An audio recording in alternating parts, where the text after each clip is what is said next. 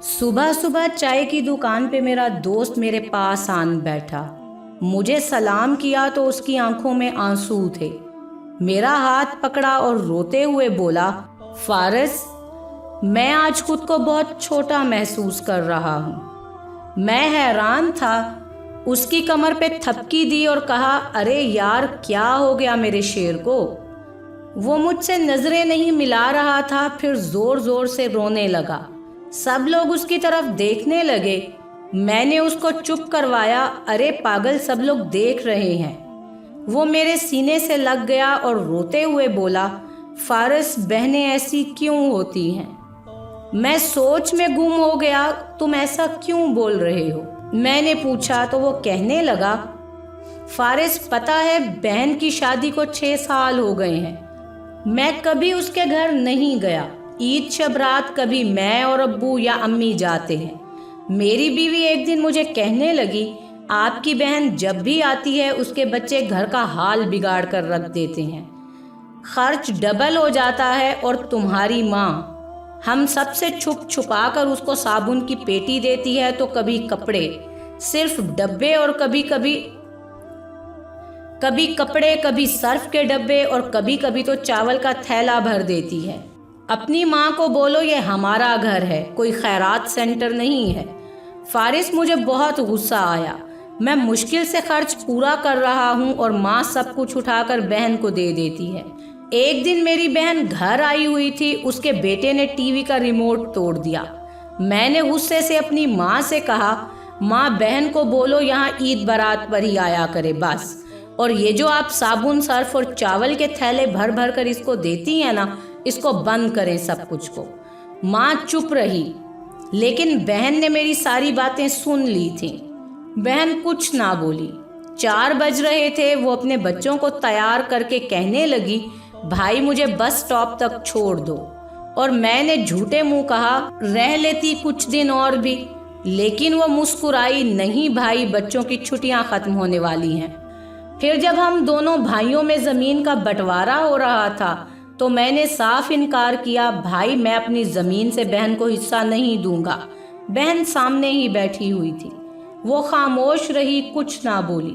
माँ ने कहा, बेटी का भी हक बनता है। लेकिन मैंने गाली देकर कहा, कुछ भी हो जाए, मैं बहन को हिस्सा नहीं दूंगा।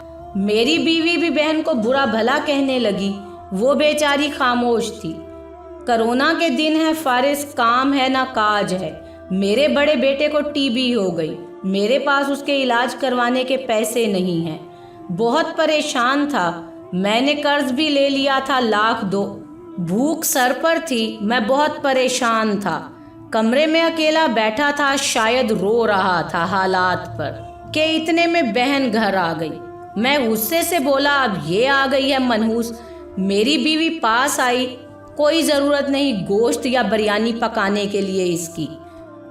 फिर 1 घंटे बाद वो मेरे कमरे में मेरे पास आई। भाई, परेशान हो, उसने पूछा। मैं मुस्कुराया, नहीं तो। बहन ने मेरे सर पर हाथ फेरा और कहने लगी, मैं बड़ी बहन हूँ तुम्हारी, गोद में खेलते रहे हो तुम मेरी, अब देखो मुझसे भी बड़े लगते हो। फिर मेरे करीब हुई, अपने पर्स से सोने के कंगन निकाले और मेरे हाथ में रखे। आहिस्ता से बोली, पागल, तू ऐਵੇਂ ही परेशान होता है। तेरा भाई शहर गया हुआ था, बच्चे स्कूल थे।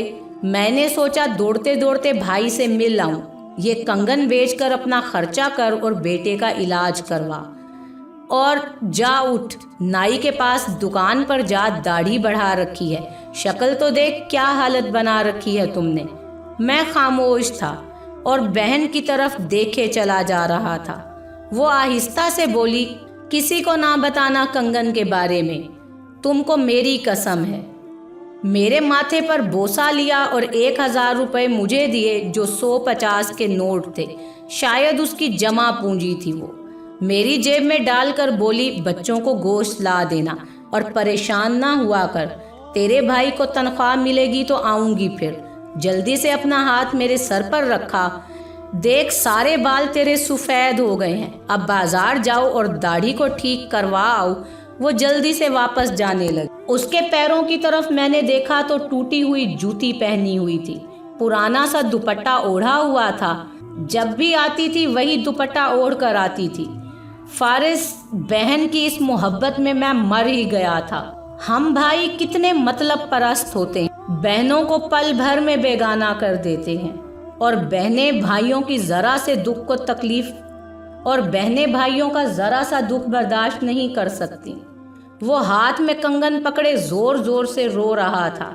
उसके साथ मेरी आंखें भी नम थीं।